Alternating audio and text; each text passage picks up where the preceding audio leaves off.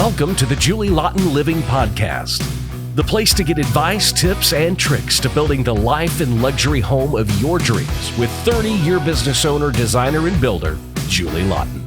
It all starts with a good plan. This is Julie Laughton Living.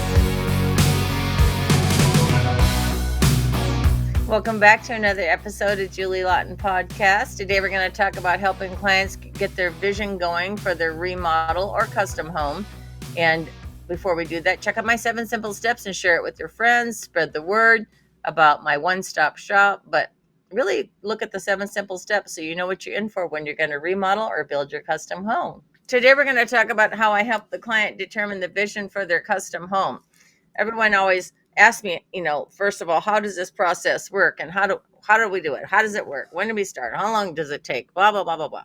And so, it's the same thing every job, just so you know, and the clients go through the same thing no matter what their personality is, but then their personalities affect how they react.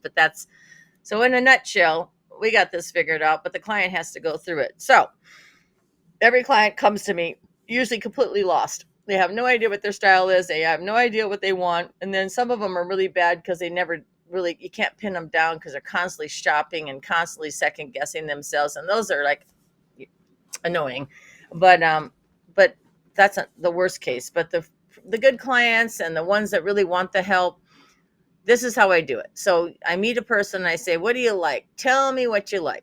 And then they kind of tell me.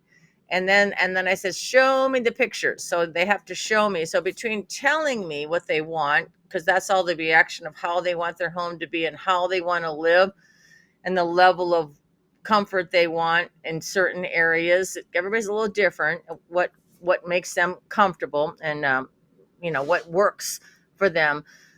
And then I have them show me. So as soon as I have the pictures, then I turn those pictures into like flashcards and I narrow it down to what they really like. And it's kind of a overall theme at that point. And then we fine tune it into the actual cabinet, to the actual faucet, to the actual tile, to the actual building color.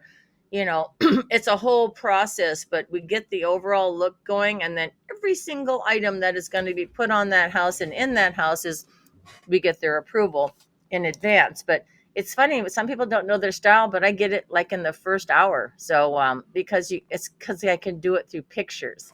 So that's how I determine their style. And then they go through the concept review, which is okay, I like all this look, and then we fine tune it to the actual product. So it's a process, but that's how we do it. So the biggest thing about clients, because they're usually lost or it's their first time, even if it's their 5th or 6th time, they're busy. They have a life. We're doing the work. They're participating by giving us approvals. They're not in charge of running the job. They're just in charge of showing up and participating and hopefully remembering what they told us every time, because they're not really doing the corporate part of it, which is running, keeping notes. We are. So they show up, participate. We take notes and we document, and that's called developing the plans. So the plans get developed, the samples get signed by the client, and it's so important that the client understands what we're building before we build it and the cost. So every step of the way, the client is told what the costs are and told what they selected and how that'll affect the cost. And if they're not listening, then I put it in writing. So the point is, there's a process of developing the plans. You go from concept, and then they're telling you what they want the budget to be. Then we take the concept and we develop it into the proposed plans, and then we talk about how that affects the budget. And now we have a new budget based on what they want. And that's their chance to pull it back or stop or say, I can't afford that, or let's, that's their chance.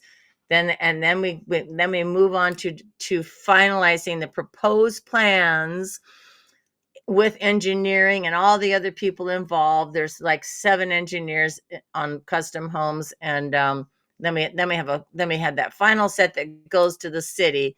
But what happens, and then that price is usually good, but the concept at that point is now turned into a 3D rendering.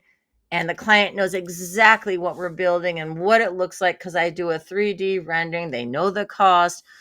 But the problems that could arise is clients make massive changes to the plans and flip flop and want more and more and more and more and more, and then all of a sudden that wonderful budget goes off to outer space, to the moon.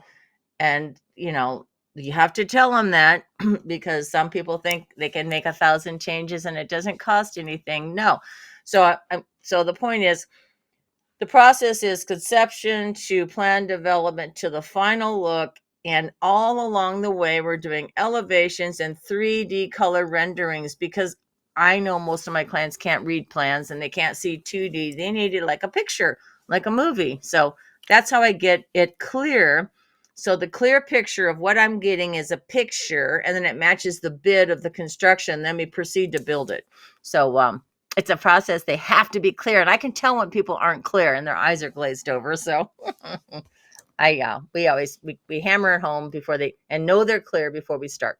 So my motto since day one is design and style and function, because nothing works. Just because it's pretty doesn't mean it functions. And maybe the pretty is you're pretty, but it doesn't really have style. But design is the layout, the space planning.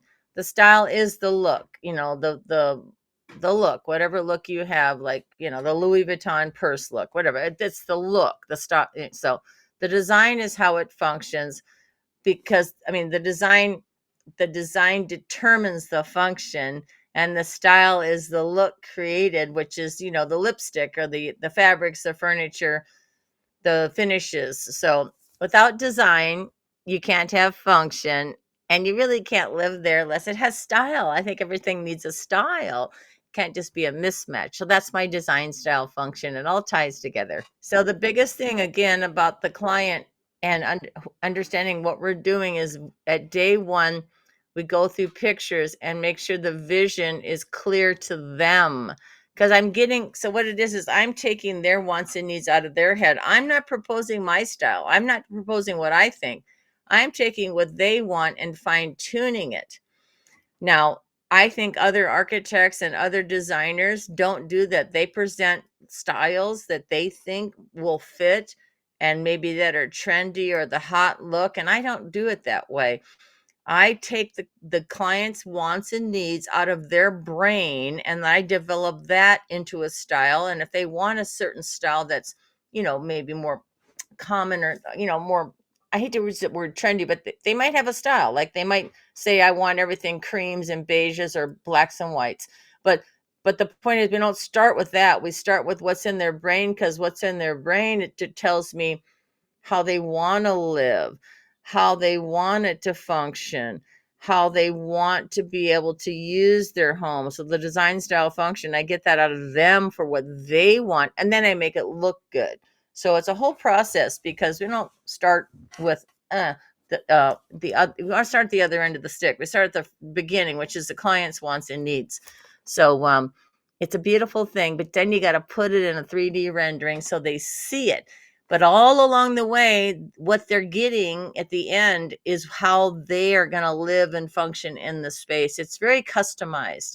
And how they want to entertain or, impress their friends, whatever they're into. But there's a whole thing that's customized for them. And then it comes out in a final look, and they don't really realize it's customized into inches and centimeters and all that good stuff and space planning. But that's how it's done. Thank you for joining me on another episode of Julie Laughton Podcast of how to help my clients see their vision. That's how I do it. That's how it should be done for you when you work with your team.